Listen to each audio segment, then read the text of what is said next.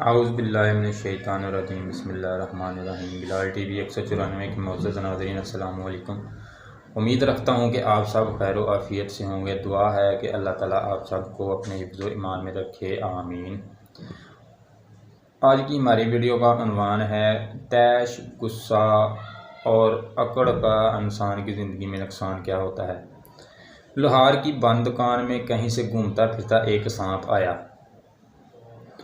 यहाँ सांप की दिलचस्पी की कोई चीज़ नहीं थी। इसका जिस्म वहाँ पड़ी एक आरी से टकराकर मामूली सा ज़ख्मी हो गया।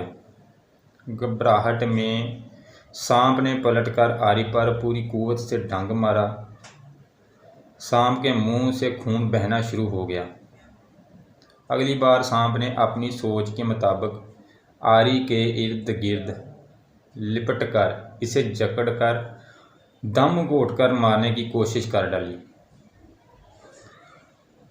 दूसरे दिन जब लोहार ने दुकान खोली तो एक सांप को आरी के गिर्द लिपटे मुर्दा पाया, जो किसी और वजह से नहीं, महज अपनी तैश और गुस्से के बीट चढ़ गया था।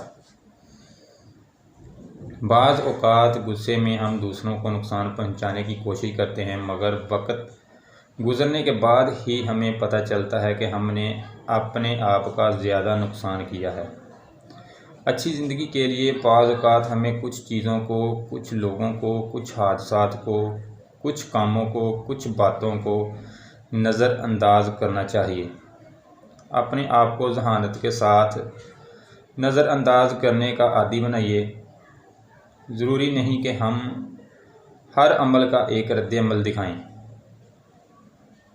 हमारे कुछ रद्द-ए-अमल हमें महज नुकसान ही नहीं देंगे, बल्कि हो सकता है कि हमारी जान भी ले लें। सबसे बड़ी कुव्वत बर्दाश्त है। दुआ है कि अल्लाह ताला हम सब को कुव्वत बर्दाश्त ज़्यादा से ज़्यादा अता करे और हमें दूसरों को नुकसान और अपने नुकसान होने से बचाए, आमीन।